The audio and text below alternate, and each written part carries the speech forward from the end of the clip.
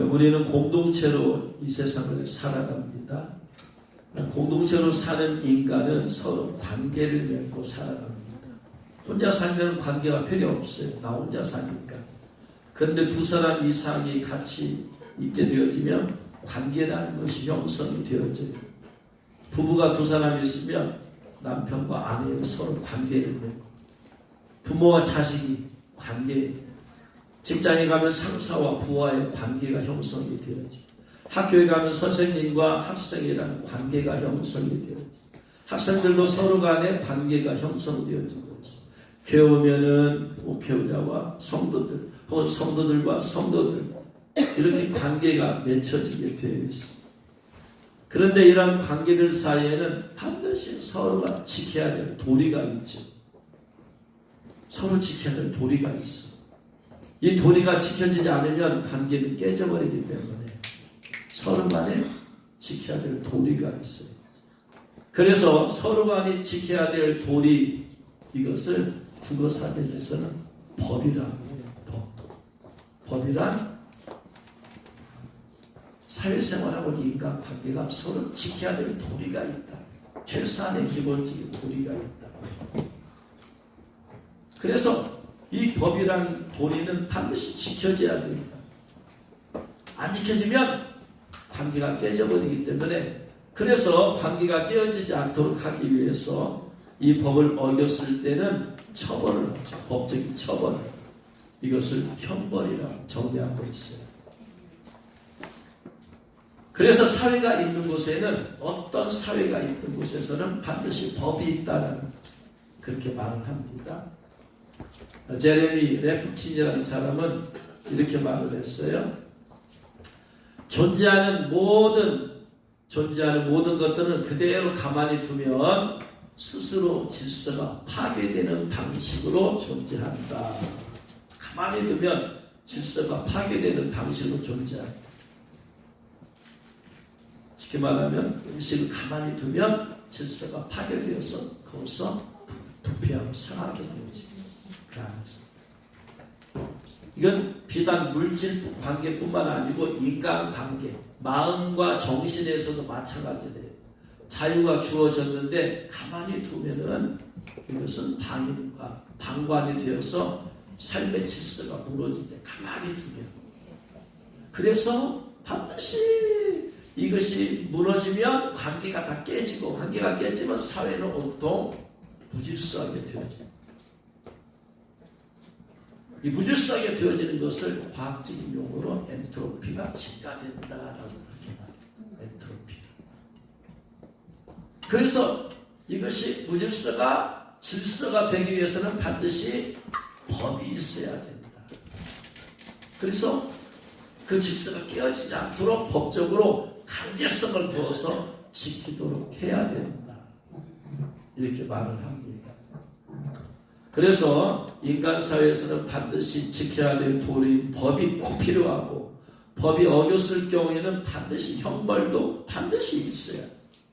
형벌이 없으면 지켜야 될 의무가 없고, 지켜지지 않으면 결국은 관계가 깨지고 사회는 무질서하게 되어집니다.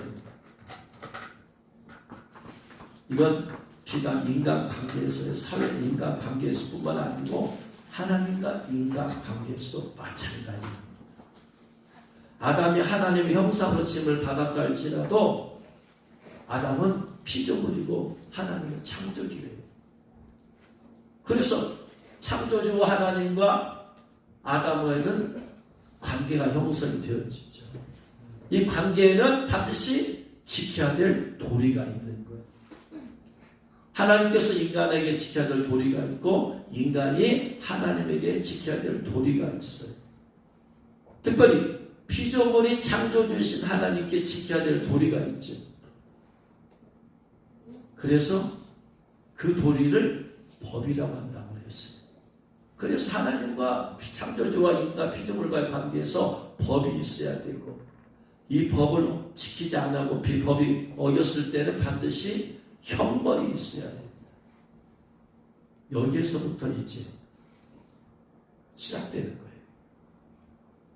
그래서 하나님께서 인간에게, 아담과 하와에게 주신 법을 국어사전에서는 신이 인간에게 준 법을 율법이라고 그래요.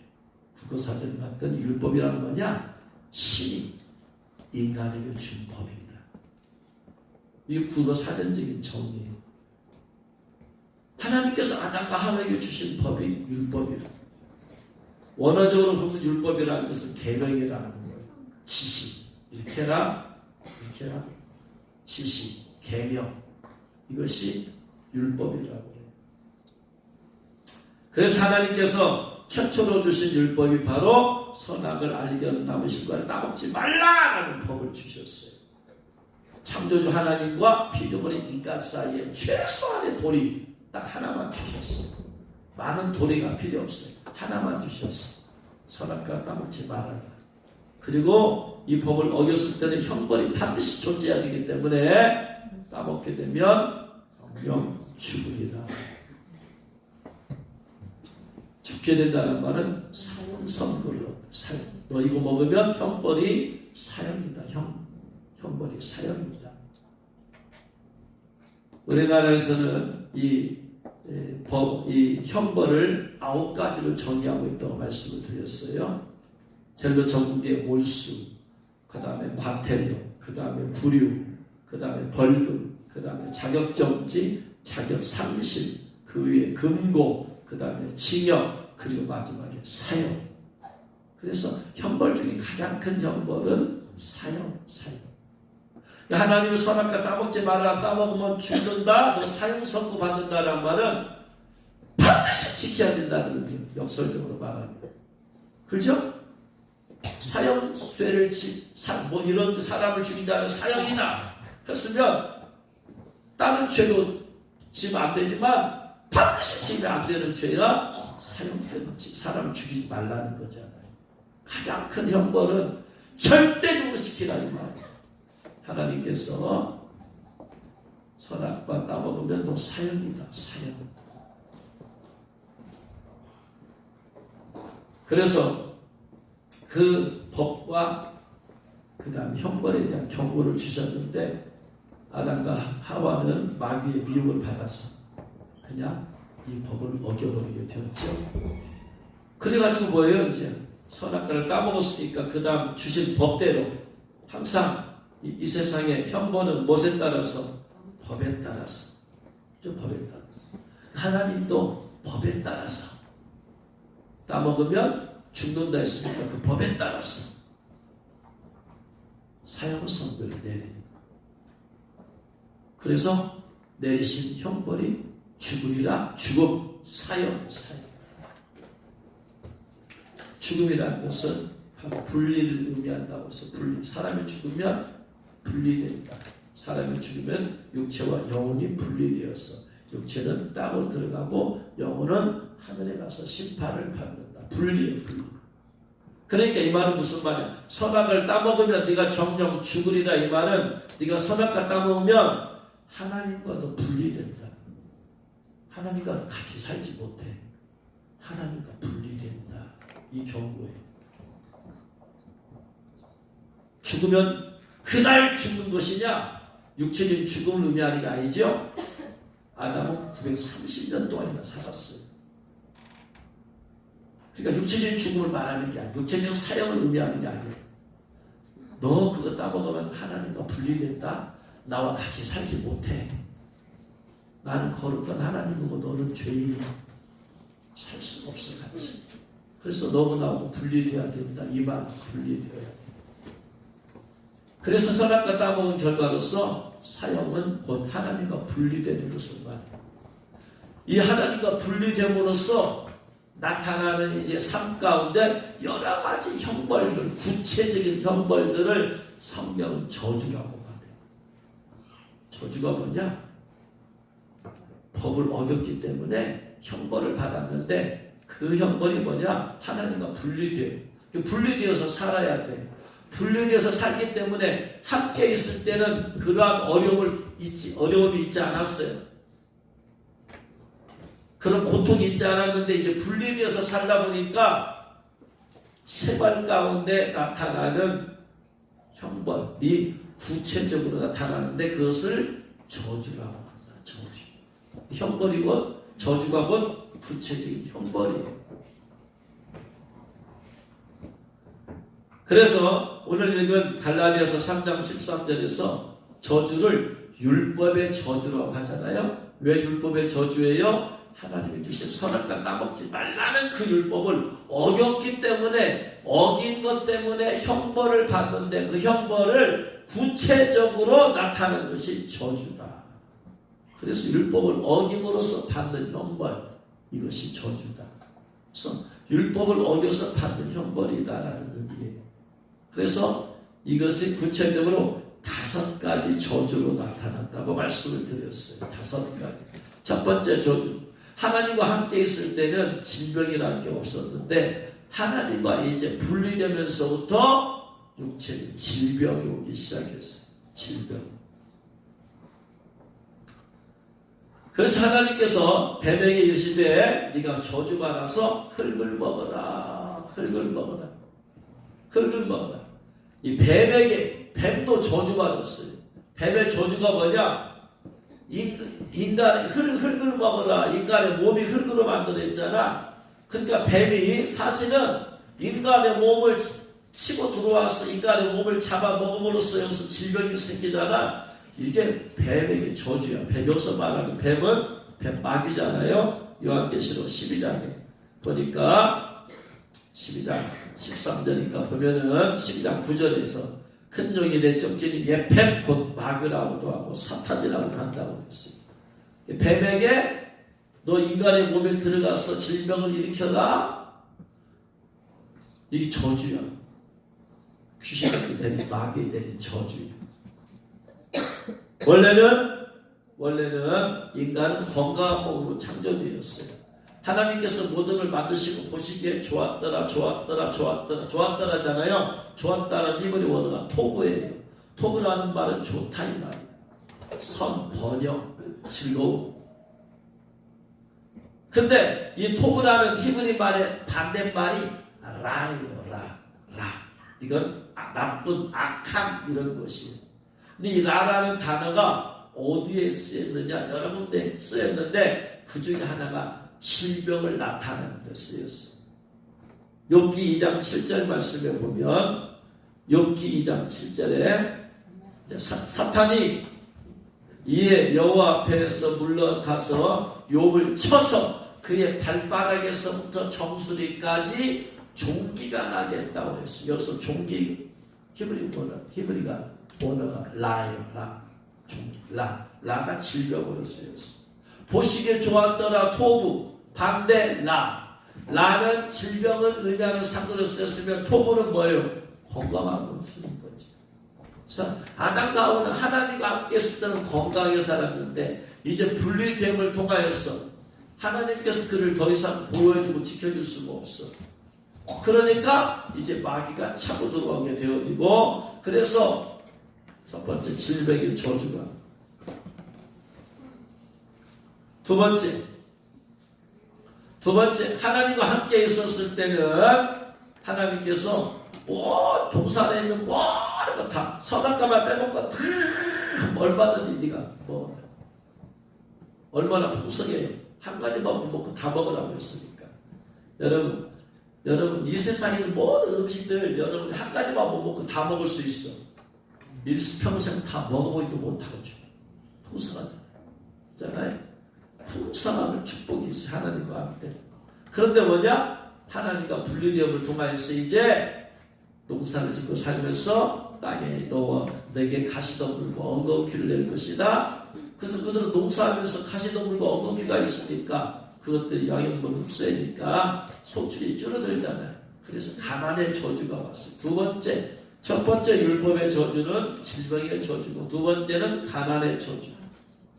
잘 아니까 이거 봐. 세 번째 율법의 저주는 뭐냐? 창세기 1장 28절에 하나님께서 그들에게 복을 주시면서 다스리라 그랬어요. 1장 28절에 모든 생물을 다스리라. 다스리라는 단어는 라다예요. 라다라는 말은 무슨 말이냐? 지배하다, 다스리다, 밥다 왕다란 말은 발 아래 둔다는 얘기잖아요. 라다라는 강. 그래서 시편 110편 2절에서 뭐라고 되어 있느냐? 여호와께서 시온에서부터 주의 권능의 귀를 내보내시리니 주는 원수들 중에서 다스리소서. 이 다스리소서 공동 번역에서는 왕권을 행사하여라 이렇게 되어 있어요. 야훼가 시온에서 너에게 권능의 왕장을 내려주리니 내 원수들 가운데서 왕권을 행사하라. 이게 모든 마음을 다스리라 했을 때는 왕권을 행사하라. 뭘 주셨다? 왕권을 주셨어요. 왕권을 받았어요. 그런데 범죄함을 통하여서 이제 죄를 지었으니까 어떻게 돼요? 지금 죄를 지었으니까 대통령도 죄를 지었으니까 탄핵을 받아서 쫓겨나잖아요. 대통령도 죄를 지으면 감옥에 가잖아요. 아담과 하와가 왕권을 받았지만 이 사단에 넘어서 죄를 지으니까 어떻게 돼요? 왕권 빼앗기는 거죠. 누구한테? 마귀한테 빼앗겨서 마귀가 이제 이 세상 임금이 되어버렸어. 마귀. 그래서 오늘날 지금 이 세상 임금이 마귀예요. 마귀. 그래서 우리는 마귀의 종이 되어버렸어. 원래는 그 죄만 안 되었으면 마귀까지도 다스릴 수 있었어요. 할렐루야. 근데 거꾸로 되어버렸어. 이제 죄를 지은 걸 통해서 마귀가 왕이 되어버리고 우리는 마귀의 종이 되어버렸어. 종만 되었느냐? 아니더라. 마귀의 자식까지 되었어. 요한복음 8장 44절에 너희는 너희 아비 마귀에게서 났으니. 아버지가 마귀. 그 다음에 마귀의 노릇해가지고 마귀가 시킨 대로 죄를 짓고 그리고 다녀. 그래서 세 번째 율법의 저주는 마귀의 자식이 되고 종된 저주. 태어날 때부터 마귀의 자식으로 태어나고 일평생 마귀의 종으로 타다가 죽는 거예요. 이게 인간의 영적인 현실.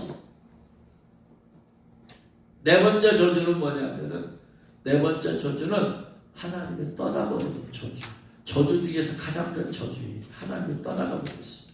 함께 살 수가 없어요. 원래 하나님은 인간을 하나님과 에덴 동산에서 아담과 함께 살았잖아요. 창세기 3장 8절에 그들이 그날 바람이 불 때 동산에 거니시는 여호와 하나님.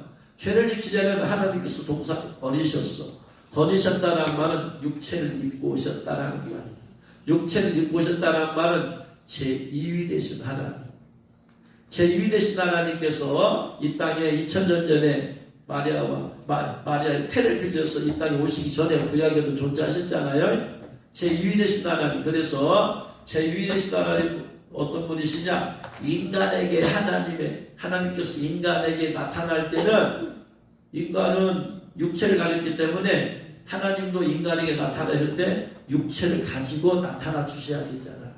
그러잖아. 창세기 18장에서 아브라함이 마므레 상설숲을 근처에 있을 때 아브라함에 나타나기 위해서 하나님께서 아브라함의 영광을 열어서 보게 할 수 있지만 제2위 되신 하나님이 두 천사와 함께 아브라함에 가시잖아요. 그래가지고 아브라함과 대화하잖아요. 그리고 두 천사는 소돔과 고모라로 가잖아요. 하나님께서 제2위 되신 하나님께서 이렇게 인간에게 보여주죠. 구약이 예수님이라고 할 수 있죠. 그러나 예수님이라는 단어는 맞지 않아. 제2위 되신 삼일체 하나님 가운데서 제2위 되신 야복이 야복강 가운데서 시름에서 한 사람과 같이 그 사람은 실제 사람이야. 육체 입은 사람이야. 그러면서 당신 나를 축복해 주지 않으면 내가 놓지 않겠습니다. 못 갑니다. 라고 하니까 네 이름을 이스라엘을 하라. 이런 네가 하나님과 겨루어 이겼습니다. 하나님과. 그러니까 그 씨름한 분이 누구나? 하나님이다. 제2위 되신 하나님입니다. 그래서 제2위 되신 하나님, 바로 동산에 아담과 하와 거미줄도 같이 살았어요. 그런데 이제 아담과 하와 죄를 지어서 에덴으로 쫓겨나 버렸어. 그러니까 뭐 하나님도 떠나가셔야지. 네 번째 율법의 저주가 하나님이 떠난 저주. 이 저주야말로 가장 큰 저주. 왜냐하면 왜 하나님이 떠난 저주가 제일 크냐면 사울왕을 보면 알 수 있어요. 사울왕이 한때는 하나님께서 사울왕과 함께 하였어요. 왕으로 세우기 위해서 사무엘로 하여금 기름을 붓게 했고, 그래서 기름 부심이 있고 하나님과 함께해서 아말렉과 싸우면서 이기기도 했어요. 근데 똑같이 마찬가지예요. 사울왕이 아말렉과 싸우면서 죄를 짓고 그러니 또 회개 안 하니까 하나님이 떠나고, 하나님은 죄를 짓고 기회를 주지만 회개 안 하면 떠나가시는 것이다. 그래서 사무엘상 16장 14절에 여호와의 영이 사울에게서 떠나서, 여호와의 영, 오늘날로 말하면 성령님이죠.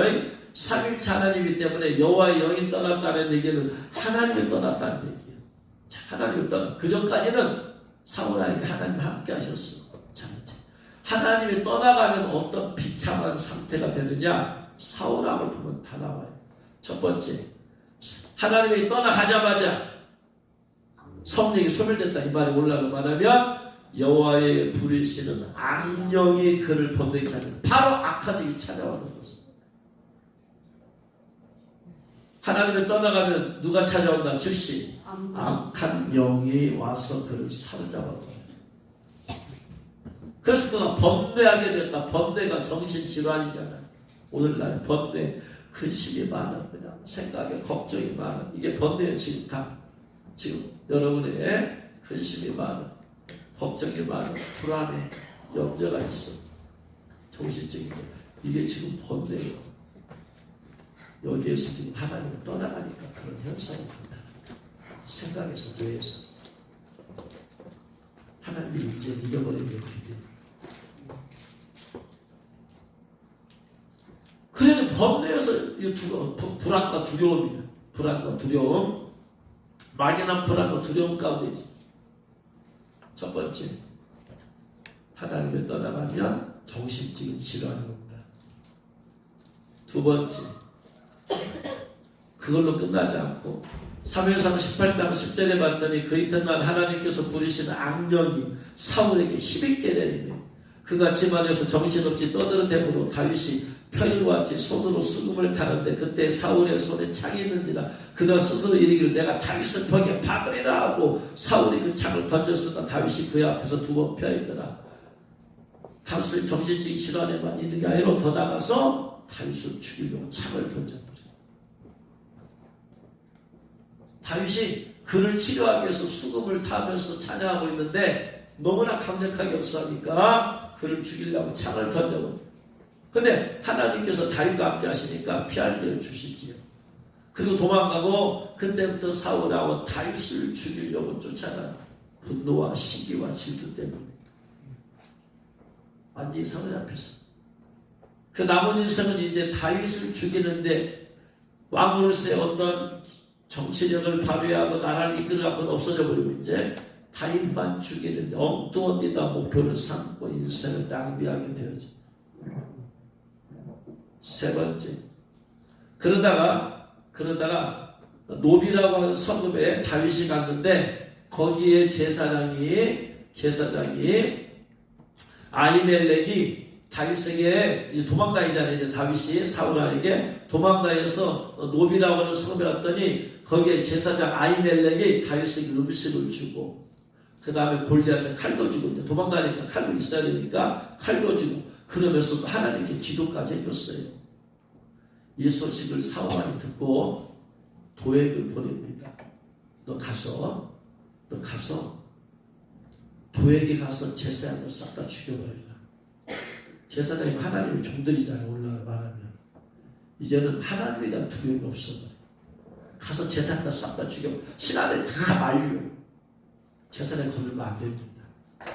하나님 직접 세우신 종입니다. 거들면 안 됩니다. 하더라도 다윗은 사울왕은 이미 마귀에 잡혀가지고 그래서 사무엘상 20장 18절에 신하들이 말려도 왕이 도액에게 이르되 너는 돌아가서 제사장을 죽여라 했더니 에돔 사람 도액이 돌아가서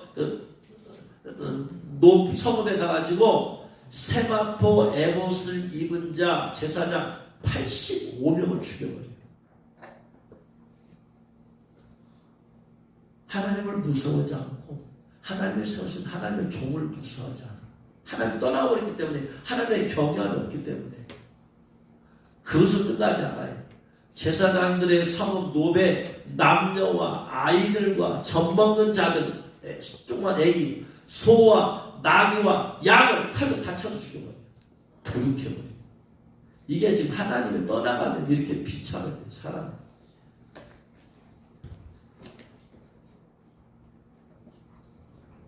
다윗에게 음식 주고 골리앗에 칼 주고 기도해줬다는 그 이유만 하나님을 떠나가 이렇게 하게 변합니다. 네 번째 블레 사람이 쳐들어와요. 그러니까 이제 블레 사람들이 엄청 숫자가 많아. 사무엘상 28장 4절 5절 보니까 블레시 모여 수뎀에 진을 치고 사울은 이스라엘 모아서 길보아에 진을 쳤는데 사울이 블레 사람들 군대를 보고 엄청난 숫자에 두려워 무서워 큰일 났어요.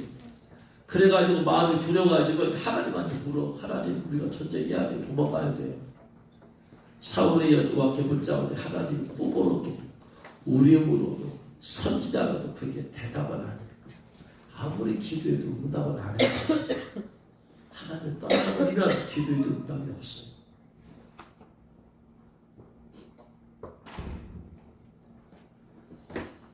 예사야 59장 1절 2절이 그렇게 되어 있잖아요. 여호와의 손이 짧아 구원치 못하심도 아니라 여호와의 귀가 둔하여 듣지 못하심도 아니라 오직 너희 죄악이 너희와 너희 하나님 사이를 갈라놓았고 죄 때문에 갈라놨어.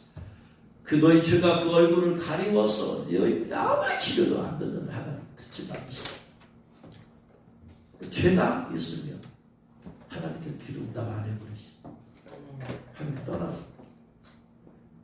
그러니까 지금 얼마나 답답해요. 지금 얼마나 답답해. 지금 블레셋 군사들은 지금 전쟁하려고 와있지. 구슬의 숫자력으로 볼 때 우리는 죽었지. 하나님께 기대도 응답이 안 되지. 그러니까 이제 사울왕이 어떻게 하냐면 신하들을 시켜서 신접한 여인 역시 전쟁이나 무당이 있으면 어디 있나 찾아봐라.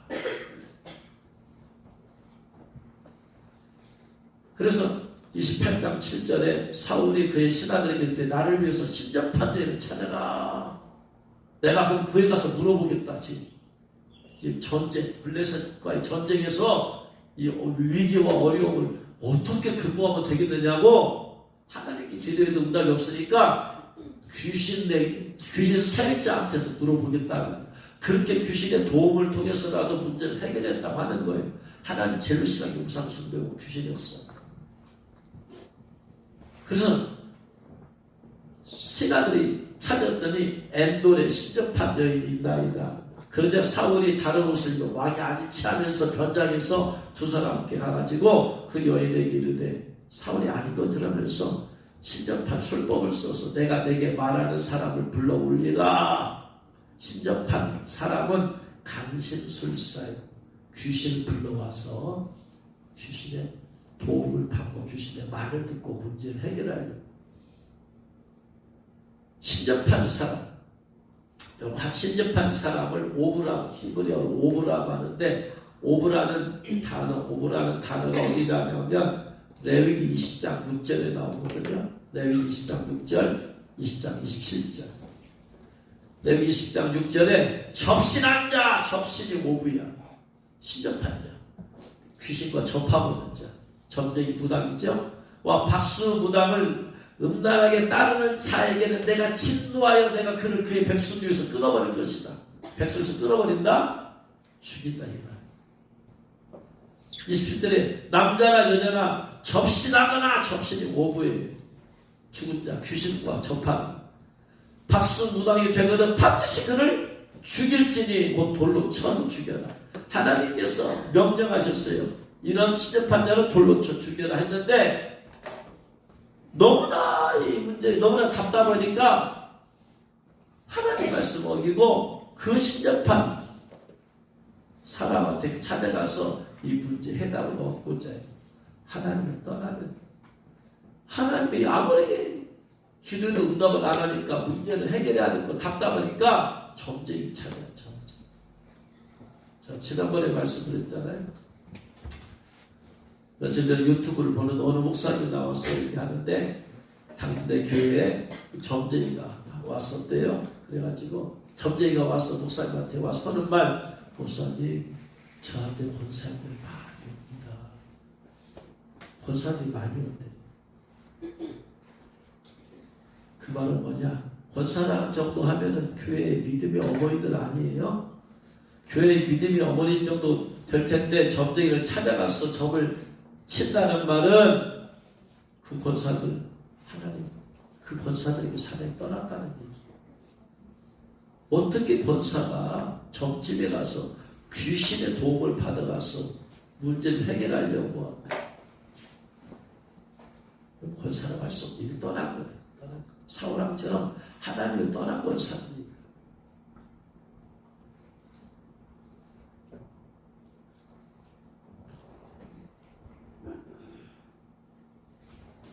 이렇게까지 하나님을 떠나가면 사람이 이렇게 그냥 비참하게 되어버려요. 그 다음에 결국 전쟁에서 패배. 이길 수가 없어. 사무엘상 31장 3절 사울이 패전하매 활 쏘는 자가 따라잡으니 사울이 그 활 쏘는 자에게 중상을 입으니라. 전쟁에서 패할 수밖에 없어요. 왜? 하나님께서 사울왕과 함께 있을 때 아말렉과 전투에 승리했죠. 승리의 비결은 하나님께서 함께 해주셔야만 돼요. 하나님께서 다윗과 함께 하시는데 다윗은 어디로 가든지 이기는 자가 되었어요. 역대상 18장 13절에 다윗이 에돔의 수비대를 두매 에돔 사람이 다 다윗의 족이 되니라. 다윗이 어디로 가든지 하나님께서 이기게 하셨더라. 왜? 다윗과 하나님 함께 하니까 하나님이 다 무너뜨리는 거예요. 승리의 비결은 하나님이 함께 하는 거예요. 근데 그 하나님이 떠나버렸으니 어떻게 전쟁 이길 수가 있어요? 백전백퇴야. 저는 중3까지 읽었어요. 영적 전투에서 우리가 매일매일 삶의 영적 전투 때 이기는 방법은 내 힘으로 못 이겨. 내 생각으로, 내 능력으로, 내 열심으로 못 이겨. 하나님이 함께 해주셔야 돼. 성령이 충만함을 함께 해주셔야 돼. 할렐루야. 그 방법밖에 없어요. 힘을 안 돼, 능을 안 돼, 우리 영화에 힘을 되는 거예요.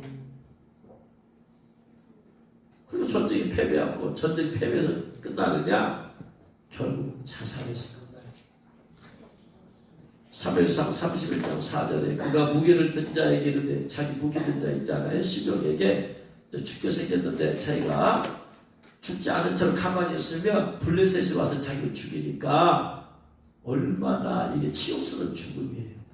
그럴 바에는 차라리 네가 나를 죽여라. 내가 저 적들에게 하나님 없는 저 사람들에게 죽음을 당하면 치욕이다 왕. 네가 나를 죽여라. 네 칼을 빼어 거기서 나를 찌르라 했더니 할례받자는 저들이 와서 나를 찌르고 모욕할까 두려워하노라. 그러니까 그 시종은 하나님의 세우신 왕을 내가 어떻게 죽일 수 있습니까? 못 죽이면. 무기 든 자가 10일 두려워해 감히 행하지 않으니까 어떻게 해요? 사울이 자기 칼을 뽑아서 그 위에 엎드려서 자살해서 결국은 자살.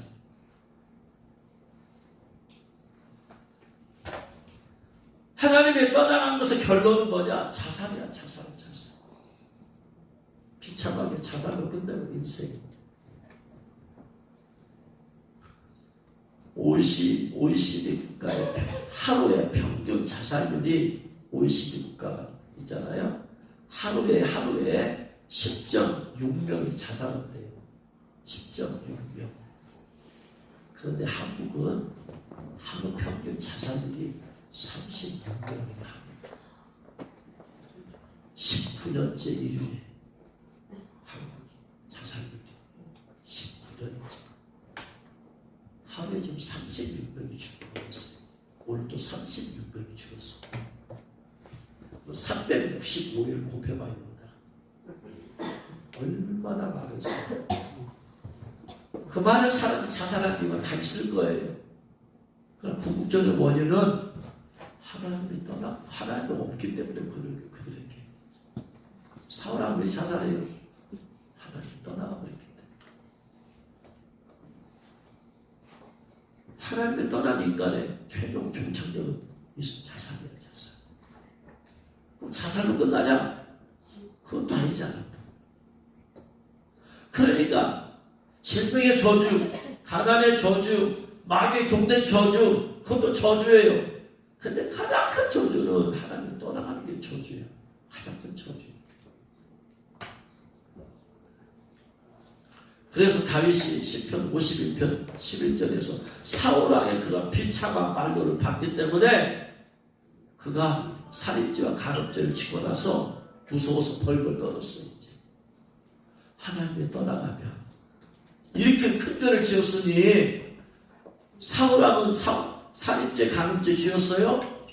아니요. 저 시장 그게 아니었잖아. 그런데도 결국 하나님이 회개하니까 하나님이 떠나가 버렸잖아. 떠나니까 그런 삶을 살게 됐잖아. 자기는 더 큰 죄를 지었어. 그러니 하나님이 얼마나 자기를 더 떠나가겠어요. 그러니까 무서워서 벌벌 떠는 거예요. 하나님 떠나가면 나는 사울처럼 그런 인생 살게 된다. 그래서 시편 50편 11절에 하나님 나는 주님 앞에서 쫓아내지 마옵소서. 이 말은 나를 떠나가지 마옵소서 이 말이에요. 주의 성령을 내게서 거두지 마옵소서. 거둔다란 건 뭐예요? 하나님이 여기 사울왕 떠나가 버렸잖아. 하나님이 여기 거두가 버렸. 하나님이 거두가 있잖아요. 거둬지게 있잖아요. 성령을 거둔다는 얘기는 하나님이 떠나간다는 얘기는 자기도 사울처럼 그렇게 비참하게 살다가 죽음으로 끝난다. 자살로 끝난다. 그러니까 다윗이 무서워서 벌벌 떨면서 하나님 나를 주 앞에서 쫓아내지 마주시고 주의 성령 거두지 마소서. 사울왕처럼 성령이 난 떠나가지 마세요. 떠나가지 마세요. 가장 큰 저주.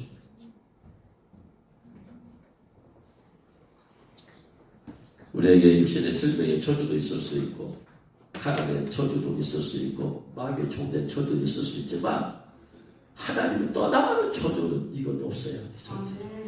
아멘.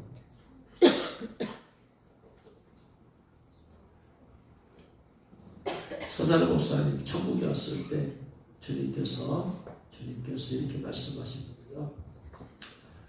666표를 받으면 성령님이 떠나간다. 아멘.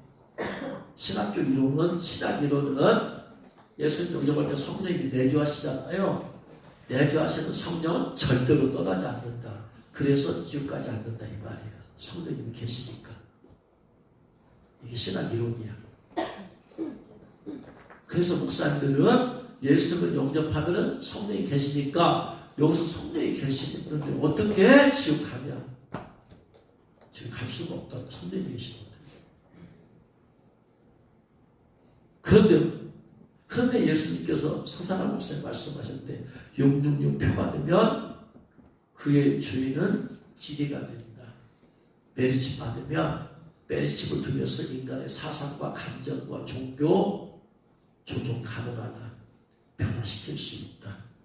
이게 과학의 발전이 지금 메리칩 받으면 사람의 종교 사상 바꿀 수 있다. 아무리 민주주의 사상 갖고 있어도 칩을 받으면 이 사람 공산주의자 만들 수 있다.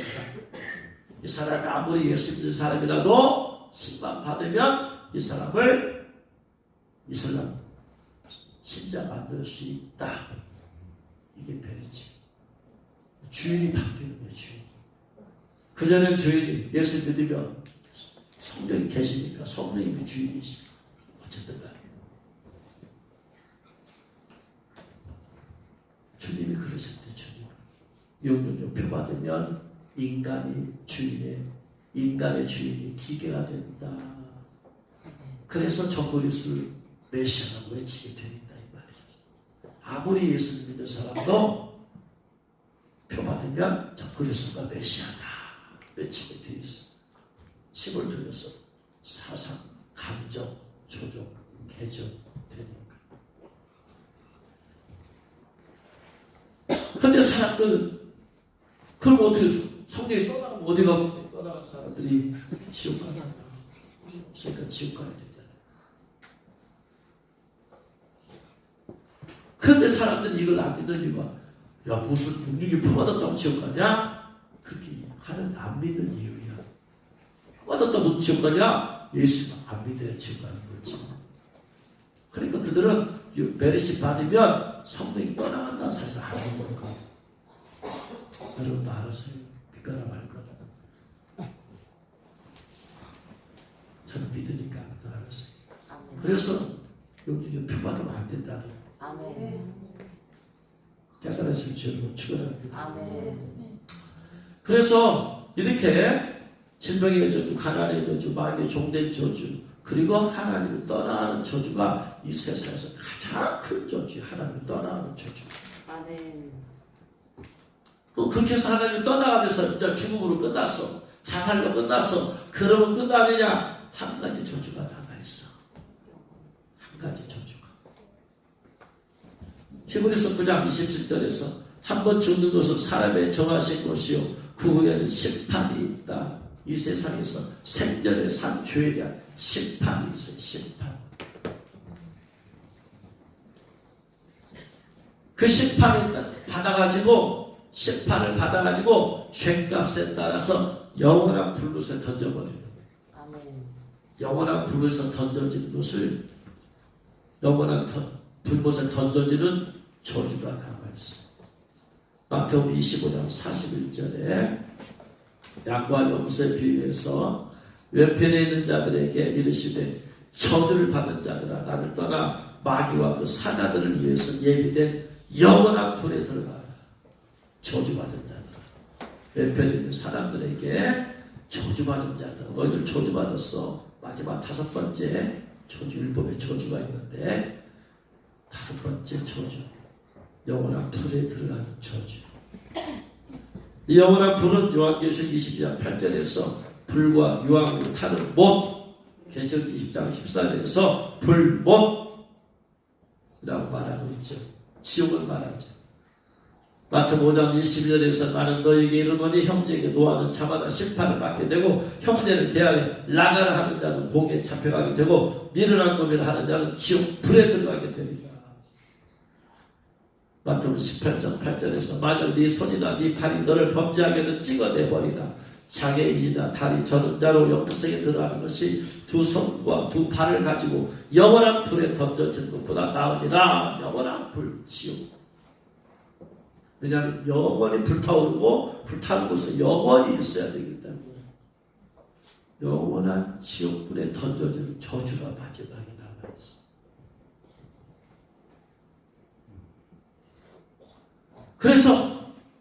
그래서 율법의 저주가 다섯 가지예요. 아담과 하와 범죄함을 통해서 그 이후로 내려오는, 앞으로 내려가는 저주가 다섯 가지. 질병의 저주, 가난의 저주, 마귀의 자식과 종된 저주, 하나님을 떠나버린 저주, 그리고 죄값으로 지옥에 가는 저주. 이게 인간에 묶여있는 다섯 가지 저주를 가지고 태어날 때 이것에 묶여있어. 일평생 여기에서 묶여서 살다가 죽어서 마지막에 지옥에 가는 저주로 끝나는 거예요. 인간이라는 존재가 얼마나 비참한 존재예요. 죽은 사람 끝나면 얼마나 좋아. 또 죽은 거라면 이제 더 큰 저주가 기다리고 있어. 영원히. 무슨 소망이 있으니까 여러분. 아무 소망이 없죠. 그런데 오늘 읽은 말씀에서 그리스도께서 우리를 위하여 저주를 받은 바 되사 율법의 저주에서 우리를 속량하셨다. 속량이란 말은 다른 말로 바꿔 구원. 예수 그리스도께서 율법의 저주에서 우리를 구원하셨다. 할렐루야. 할렐루야. 다섯 가지 저주, 질병의 저주, 가난의 저주, 마귀의 종된 저주, 그리고 하나님을 떠난 저주, 그리고 죽어서 지옥에 하는 지옥의 저주에서 우리를 구원해 내셨어요. 할렐루야. 어떻게 하심으로써 저주에서 구원해 주셨어요? 어떻게 해서 저주에서 구원해 주셨어요, 우리를? 갈라디아서 3장 13절에서 그리스도께서 우리를 위하여 저주를 받은 바 되사 우리가 받아야 될 다섯 가지 저주를 예수님이 친히 받아버리셨다 이 말입니다. 짊어지셨어. 우리가 있는 다섯 가지 저주를 평생 지고 죽은 이후까지 지고 하는 저주를 예수님이 지고 가버리셨어. 우리 저주 다 가져가 버리셨어. 할렐루야. 그래서 질병의 저주에서 자유케 하셔가지고 예수님께서 이 땅에 오셔서 병든 자를 고치시는 거예요. 그가 채찍에 맞으심으로 우리가 나음을 입었도다. 예수님께서 채찍에 맞으신 이것은 저주를 받은 거예요. 저주를. 죄가 있어야지 채찍에 맞는데 죄도 없는데 채찍에 맞았으니까 우리의 저주를 짊어져서 대신 맞으신 것이다. 아멘. 채찍에 맞으신 거예요.